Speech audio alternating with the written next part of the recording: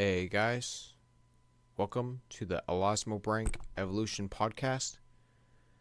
This episode will be the first somewhat odds and ends type episode. Will in no way affect the quality. It is just a warning, I guess, of how not unstructured this episode will be, but it will touch up upon certain points, certain myths, and the source that I meant to cover in the second episode, but I ran out of time. The source about size, increasing size and increasing in complexity in animals. But first, I'd like to talk about what really caught my interest. It was a shark podcast, and I can provide what podcast and what episode is in the comments. It was about a diver, a researcher, commenting on the fallacy of calling sharks aggressive. And this is a fallacy in that we compare animals to ourselves constantly, pretty much automatically, instead of judging the animal for how it is. Yes, if we encroach upon their habitat and provoke them, they will defend themselves, but innately, they are not very aggressive to humans. They sustain themselves on their own type of ocean prey. And you see this in videos. They investigate humans and what they are. Sometimes they'll use their mouths to investigate, but for the most part, they're a misunderstood animal. And even if they are a little bit feisty, it's not natural for them to eat and bite humans. And that's a fact. So first and foremost, I wanted this podcast to be about sharks, learning about them, appreciating them. But also, the more I thought about it, I didn't want this podcast to be super formal, no fun. Life is about fun and your vacation from non-existence, as far as we know for sure, without a doubt. And where was I going with that? Yeah, the more I thought about it, your mind is a muscle. So it's better to constantly work it out at a moderate pace and moderate intensity versus intermittent and super intense. Because I know working out with those heavy weights, if you only lift weights really heavy and super intense every once in a while, you'll get injured and then you'll get nothing done. And I feel very similarly with your mind. Not to say I have to always podcast to keep my mind active. And that's another thing, a life pro tip. The more I think about exercise, it's not about working out. It's about keeping your body active and enjoying what you enjoy. And I feel it's the same way with your mind. If you see reading books as super tedious, don't do it. Maybe look up some interesting YouTube videos. You can learn something that way. Or Reddit, or looking up news articles. Whatever floats your boat. I know that keeping your mind and body active is very important for keeping sanity, staying healthy, living a long life, because who doesn't want that?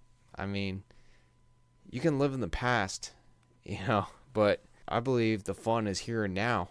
And yesterday was yesterday, tomorrow's tomorrow, but it's all about living the present, man. Maybe that should be another quote-unquote formal segment where I give life advice, because my life used to be a mess. Maybe it still is, but it's getting better the more I improve my mindsets and what I do. But fairly recently, I heard a podcast about Megalodon, and this was by a respectable amateur paleontologist. The podcast is at least available to listen on Podbean. I don't want to call him out for it, how under-researched this episode was on Megalodon. And I'm no world expert on Megalodon. I know way more than the average person from collecting their fossils, learning about the environmental trends of the time, and just being a shark nerd in general.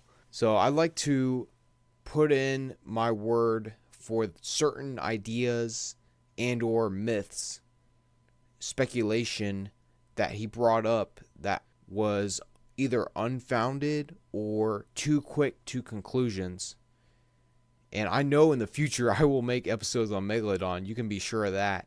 But I want it to be mainly about building up the case for Megalodon and not just debunking all the myths that are out there. And there's no way I can cover all the myths. There's so much speculation about Megalodon and so much pseudoscience surrounding Megalodon. I'm just going to scratch the surface here. So just stick with me for a minute, okay?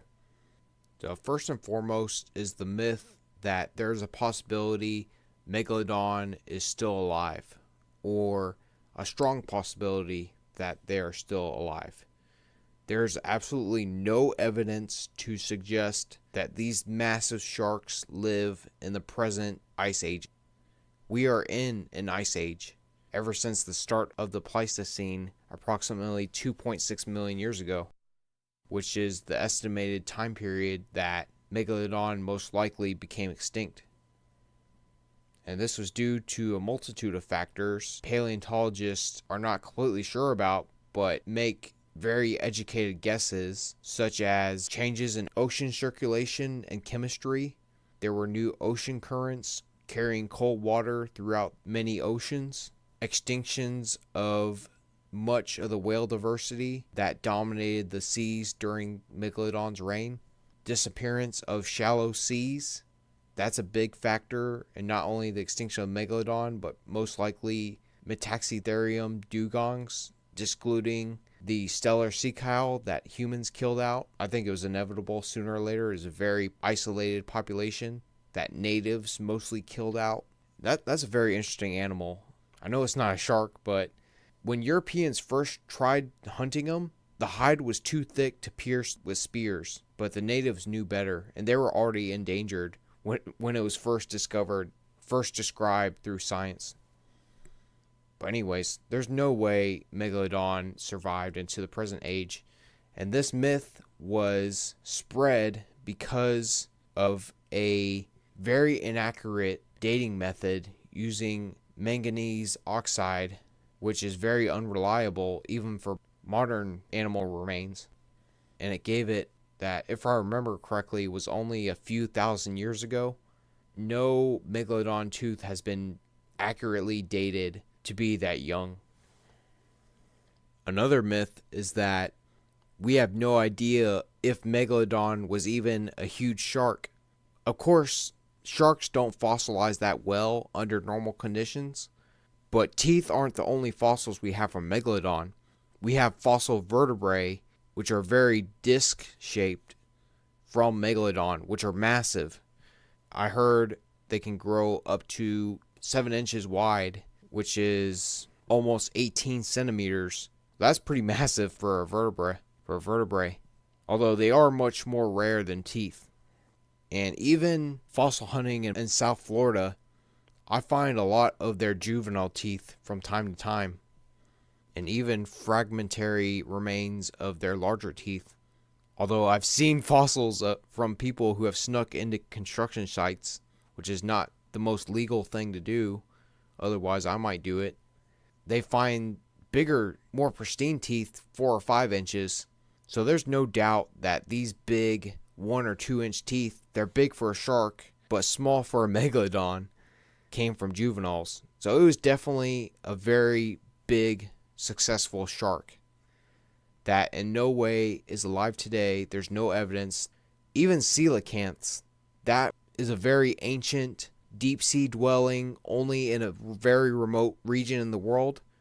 They've discovered those in the early to mid 20th century, whereas you'd be much harder pressed to not find modern Megalodon remains. Something would wash up. If giant squid, coelacanths, all kinds of stuff wash in, but no Megalodon.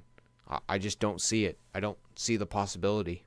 Of course, there is a possibility that perhaps the appearance of orcas, great white sharks, and other new predators were a part of the downfall of Megalodon, but definitely not entirely, because when they dominated for millions upon millions of years, they lived alongside other such predators, including the Leviathan whales, which grew almost, if not larger than Megalodon, no one knows for sure, around 40 to 50 or 60 feet. This was an absolute massive super predatory whale that lived alongside Megalodon, and Megalodon outlived them. So, Megalodon has existed for millions upon millions of years. I think people are so upset that we just missed out on their existence that they believe what they want to believe, whereas we should be focusing on the facts and the evidence that we have at hand. If anything, we should be glad so many lamniform sharks are still in existence. This is essentially a fossil group.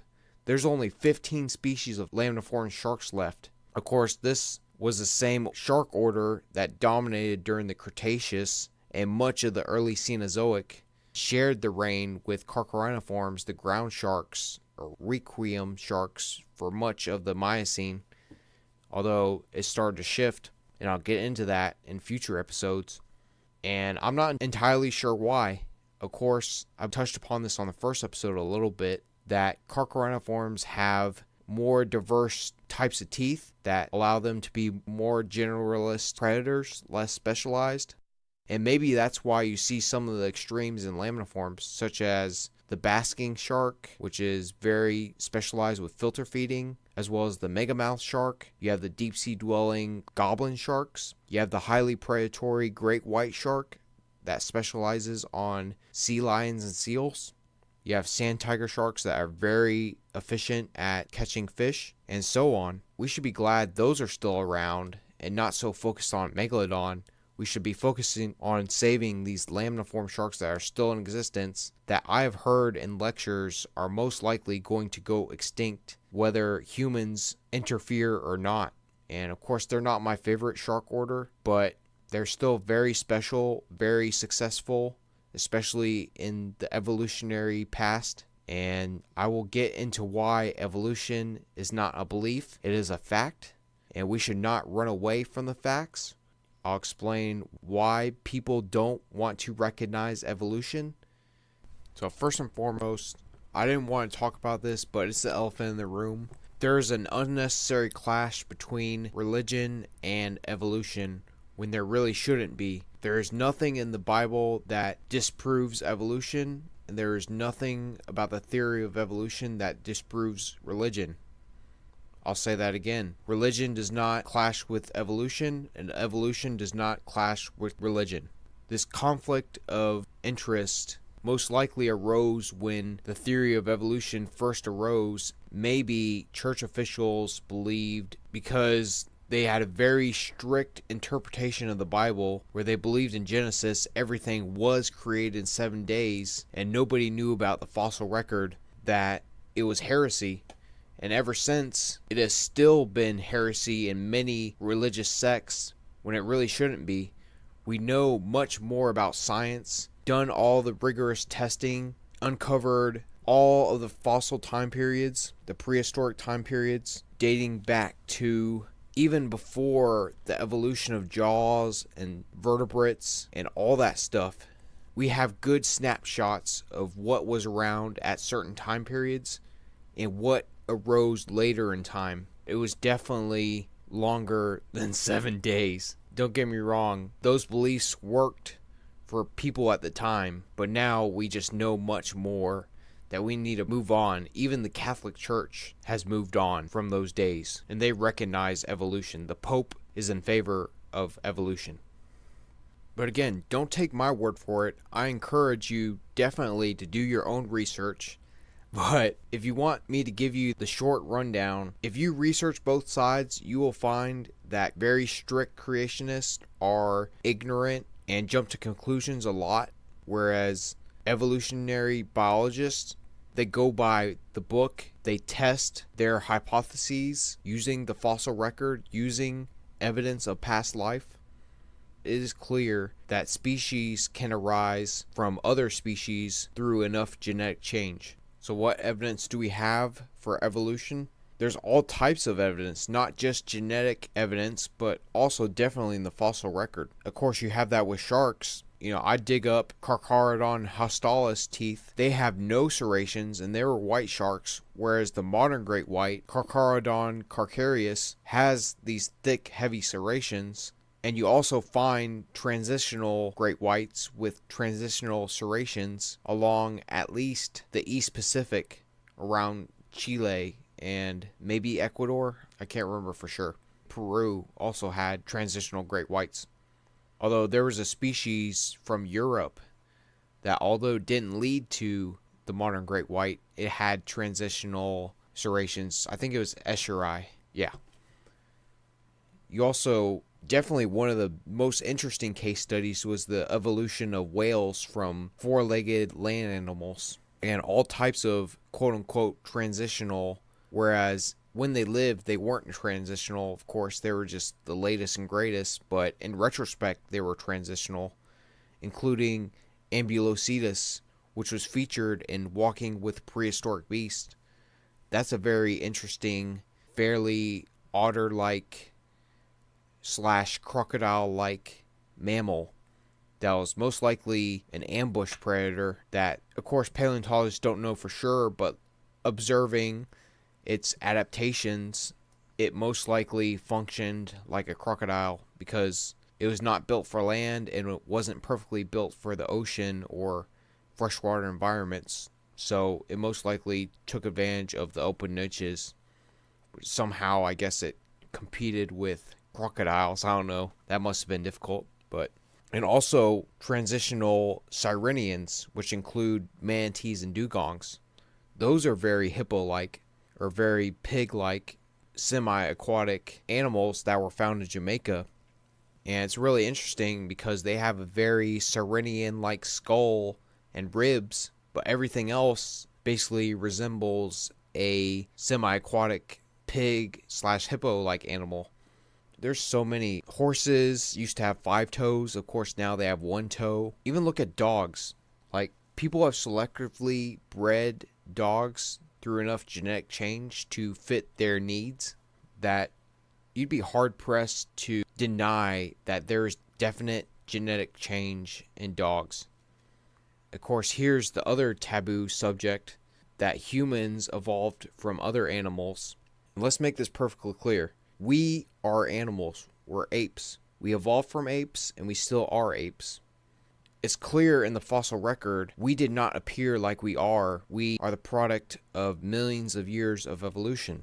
Of course, I'm no hominid expert. I only know enough to get by. But for some reason, if I remember correctly, it's because of the expansion of grasslands, where now there's a bunch of open plains.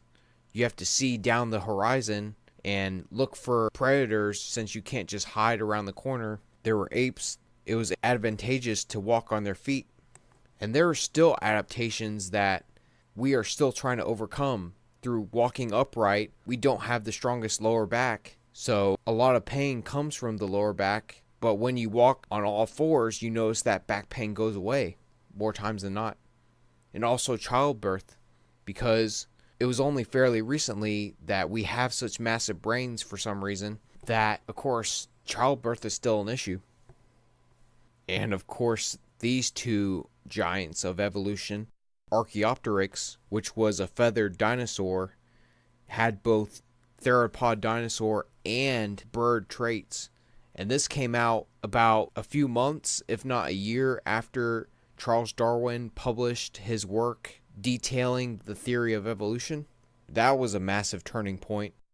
A strong proponent proving evolution. But also, even much more recently than that, in 2006, when Tiktaalik was described.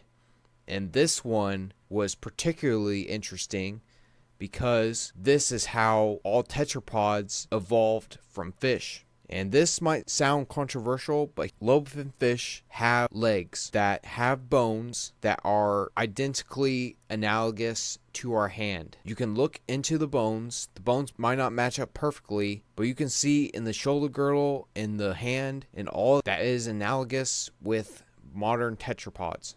Now, I'm not going to say that we definitely are great, on and so forth, definitely evolved from Tiktaalik. But the most primitive tetrapods definitely did evolve from something similar somewhere down the road.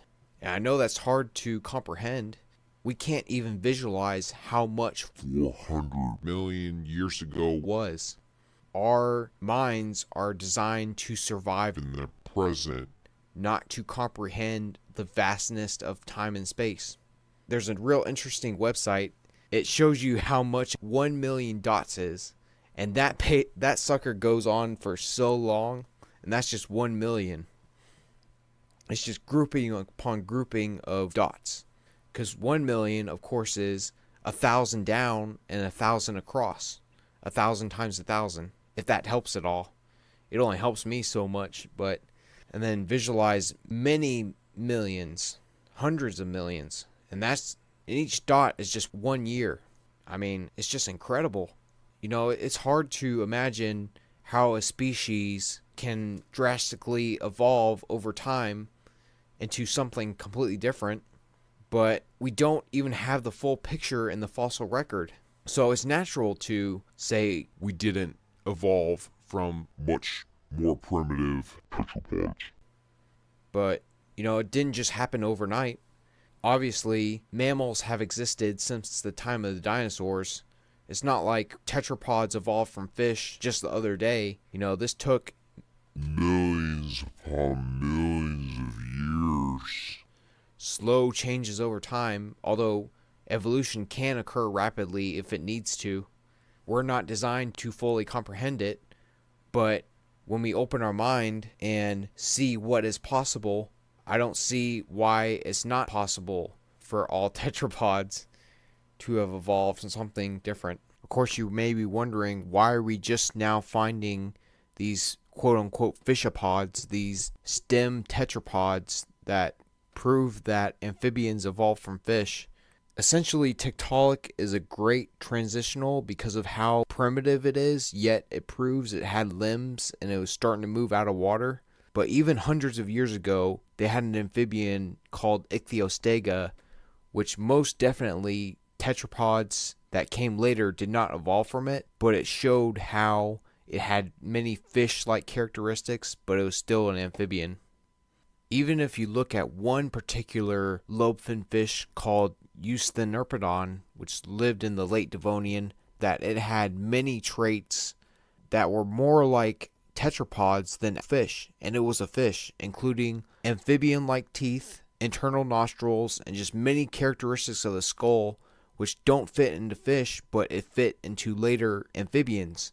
Not to say that that particular species gave rise to amphibians, which I'm sure they thought back hundreds of years ago, but definitely from fish like that, seeing their characteristics, especially in the skull, their teeth, their general structures, it can show what group that later different organisms evolved into. But again, I'm mostly covering the basics. It's very interesting to study those early tetrapods, but I'm no expert in the Devonian, as interesting as it is. I'm into modern sharks for how advanced they are for quote-unquote being primitive. No, they're not primitive. They're very calculated, advanced. Just taking this EDX shark course, I'm convinced they're even more advanced than most tetrapods. It's not well known that shark brains proportionally to their body are about the same proportion as many mammals. So they're particularly bright, as most predators are, or at least big predators are usually more smart, which will lead me to talk about the next source, which I actually recorded originally for the second episode, but it didn't really fit in. Real interesting source about max body size and all kinds of limits, what adaptations animals need to take on in order to become much larger and occupy those empty niches. But first, I wanted to cover another major Megalodon myth that was actually covered in that particular podcast I was talking about at the start of this episode. And this is the myth that a major factor in the demise of Megalodon was cannibalism. And it might be natural to assume that such a ferocious predator that will eat anything in sight would eat its own. But this is a major fallacy, because it's well known among shark enthusiasts that when female sharks are pupping, they're in fasting mode. And this is very advantageous to evolve this in order for the species to propagate. So they won't eat for weeks, if not months on end, while they're pupping, so that they won't accidentally eat their own offspring. And over millions of years, of course, the sharks that do this are going to have more successful offspring, and the mothers who eat their pups, those genes will not survive on. And again, that's natural selection. If you hear this myth, I more than guarantee you people are jumping to conclusions. It's not dissimilar to silly myths I hear. We all see them on the internet about why the dinosaurs died out and people's feelings about that. Maybe it was because they got super depressed and lost the will to live. Or maybe they all just became super violent and killed each other.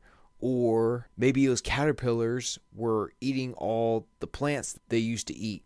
People who don't understand extinctions will make all kinds of excuses for why their favorite animal is no longer around, which I commend them for having a favorite animal that is extinct. For most people, that is very difficult to continue on doing, and I'll talk more about that in the future. But at the same time, you can't just use baseless logic to explain why these great creatures are not around. If you don't have a solid foundation, your argument is going to collapse. Now, don't get me wrong, there's all kinds of comics that explain why, quote unquote, the dinosaurs went extinct. I just saw one that said, okay, Timmy, when there's a tornado or something bad, you need to put your hands over your head and duck for cover. And then the other guy says, oh, is that why T-Rex died out? Like, people like to pick on T-Rex for having short arms for some reason. But anyway, shark podcast. Okay. So, yeah, if you guys have any questions, let me know. I'm still open for content suggestions. Definitely for interviews. I'll start looking into that a lot more to see who, especially in the professional field, will be willing to share their shark knowledge for the good of this podcast and for shark enthusiasts in general. Again, if you have questions, don't hesitate to reach out, and hope you enjoy the discussion of my next source. So, there were 5 main rules that he brought up, and this book came out in 2006, so it's fairly modern. Okay, so Rule 1, strength varies with size. Of course, maybe that should be power varies with size, because strength is what you're doing proportionally how much you're moving. Yeah, that should be power varies with size, because proportionally an ant is stronger, but we're moving more stuff. Okay, so that's general strength, but it still should be power. Humans can apply more force, but okay, you get the gist. Rule 2, surfaces that permit diffusion of oxygen, of food, and heat in and out of the body vary with size. Rule 3, the division of labor or complexity varies with size. Of course, the larger an animal gets, the more complex its body structures become, and we'll get into why that is. Rule 4, the rate of various living processes varies with size, such as metabolism, generation time, longevity, and speed of locomotion. And Rule 5 is the abundance of organisms in nature varies with their size. Because, of course, on average, the smaller an organism is, the more abundant or common that organism is, because there are more resources that can be allocated to them in nature. Of course, humans are the exception to a lot of things. So why don't we see absolutely massive 100, 200 foot animals? Well, you have to realize what's large or small is only because it's proportional to the external forces. If plants were bigger, we'd be bigger. So, you know what I'm getting at. We're only big compared to our environment. Of course, some organisms won't become that huge because they would need super complex, efficient systems, body systems that just could not exist, because nature already experimented for hundreds of millions of years. If it were possible, it would have happened. even sauropods are one of the biggest freaks of nature in that they became massive and pretty much maxed out the size a land animal can become. And this is not the sauropod evolution podcast, but they did have some crazy adaptations like light bones. They had air sac system like most dinosaurs, super efficient circulatory system. Researchers used to believe only underwater could they support their body weight, but no, for being that big, they actually had pretty light skeletons. But same in whales.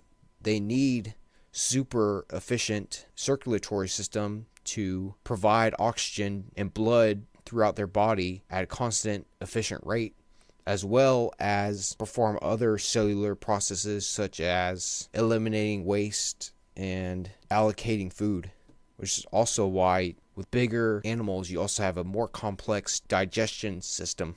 You see that in humans with our super coiled intestines, as creepy as it feels to describe something we should never be looking at, but it's just a fact of life that we have super long intestines and they're super coiled because we have to allocate a lot of food, make efficient use of it, and have super high absorption rates. And it's the same thing in sharks. And I found this surprising that larger animals have a larger percentage of bone mass of their total mass. In rodents, only 8% of their body is bone. 13 to 14% of the total mass in dog and geese are bone. And it's about 17 to 18% in humans, in us. And that might apply to sharks too, but I'm not completely sure. Of course, bone has more functions than just providing structure. It creates blood. It provides attachment for muscles. All kinds of functions. Besides just preventing us from being big gelatinous blobs. But yeah, it's interesting. I'd never really thought about it. Or maybe I did learn it when I took the History of Life course in college. I had a professor who studies pterosaurs. So we were just mainly studying tetrapods. But around the Jurassic period, when you had those huge sauropods and huge conifers, that the max function of the max size of organisms really leveled off. That was in the middle of the Mesozoic, the time of the dinosaurs.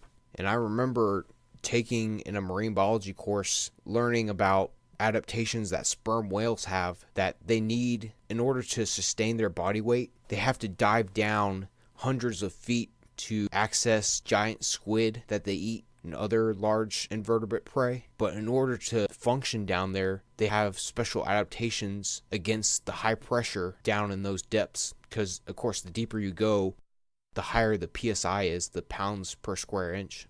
If I remember correctly, I think they kind of decompress or collapse a lung or somehow decompress and prevent those forces, although it's still being applied to their brain and the rest of their body. So they must have a thick skull or blubber or some kind of defense against that. Of course, sharks dive down deep too. They must have some adaptation.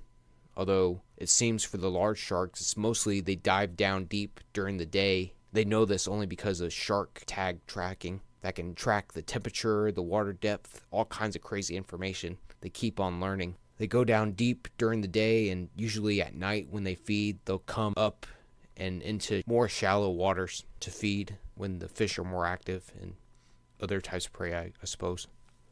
Of course, the only diurnal active during the day shark that I know of is the bonnethead shark. You know, most sharks feed during dusk and dawn and or in between, usually at dusk and dawn, shortly before, thereafter, or during. But the author brought up another great point that is common sense, but I'd never thought about it. It seems like common sense that there is always an open niche at the very top, but the problem is getting there because all kinds of animals, invertebrates, and invertebrates fill the niches unless there's been an extinction event and the conditions become more favorable, then something will take over or rebound. But besides that, the only way to get new niches besides extinctions is to either create, if there's a new environment created, or if something exploits the environment and makes its own niche, especially at the top, the larger they become. In a sense, that's what whales did when they became filter feeders. You know, you think of them as these big, gentle giants, but ecologically, they're actually becoming dominant mega predators because they're stealing, or I wouldn't say steal, but capturing so much of the biomass that otherwise would be provided to other predators. I know I'm making whales sound like such big jerks and whale sharks, but it's just the way it is. I don't know, maybe I know whale sharks have been around a long, long time, or long enough. They didn't really cause any extinctions in any of the important sharks, I don't think. Although when times get dire, you never know what outcompetes what, or if they became extinct and then something exploited the conditions. I wish it was easier to know what causes a specific extinction, but unless there's an extinction event and or something directly outcompetes it, there's usually no smoking gun, as I've said in my extinction videos on YouTube. In case if you're wondering what the largest plant is, this is absolutely astounding. Apparently giant sequoia trees, which if I remember correctly grow in Africa, can live up to 60 years and grow to around 300 feet tall. That's just insane in my opinion. But if there's a niche and something can reach it, it'll do it. Evolution is just, you can believe all you want, but it's a process of trial and error. And nature does some pretty crazy things sometimes. So in general, the larger an animal is, the more complex its internal biology becomes, the longer generation time it has. But there's an exception about longevity. Some organisms have a more grow fast and die young, especially if there's high competition. And this is really seen. I read a book about fishes in the open ocean, which you'd think open oceans, because there's less biodiversity, they'd be less interesting, but that's not always the case. And I'm glad I found this book, because usually fish out there, because they're in the open ocean, there's nowhere to hide. They have to grow really fast in order to have higher survival rates. Can't stay at a small size and be guaranteed safety, at least enough to propagate the whole species to really flourish, because they can't just hide under, say, a mangrove tree that's way too shallow for something big to come along and snap it up. It'll get stuck or get bottomed out or something. So, I heard this in like billfish, swordfish, marlins, as well as mako sharks. Their growth rates are much, much higher than other types of fish and sharks. Sharks are fish. Well, the term fish seems to be becoming outdated. It's a paraphyletic, whereby they don't have a common ancestor per se, clear common ancestor. Of course, there's certain features that characterize a fish. They have gills, they have fins, but sharks and bony fish, they branched off from each other a long, long time ago. It's almost hard to believe that they evolved from a similar common ancestor at some point, or sharks diverged. Of course, before sharks, there were placoderms, these really weird armored fish. But again, this podcast will mostly focus on the more modern sharks. There's one more interesting trend. Apparently, through studies that have been done, of course, as animals get bigger, they need bigger brains. So on average, they become more intelligent. But there's some species that become way too intelligent for their own good, or compared to their body size, that then you'd expect. That includes especially humans, but also sharks are much smarter than bony fish around their size. That equates to longer longevity of their generation. So it takes longer for them to reproduce, but they also live longer lifespans. It's connected to brain size. And I don't know exactly why, but that's a whole nother topic of study. I find it interesting. Hopefully someone will pick that up. Not saying any of you have to. But yeah, I think that about wraps up that source. All the main takeaways. Size is a very important factor in how an animal is shaped. Every little aspect is dependent on size, and there's no accidents. Everything is how it is for a reason. And yeah, I'm nearly finished with the online EDX free shark course. I'll review that. I'm not sure if it'll be a full-length episode or just a little YouTube video. I already made an episode talking about my life as a Floridian. I plan to edit and release that fairly soon. As far as my next interview, My next podcast, as to whether it be another solo podcast or an interview podcast, that remains to be seen. But I'm excited for the future and all the possibilities. Thank you for watching, for listening. Don't forget to like, subscribe, and comment. And I'll see you guys next time. All right, thank you.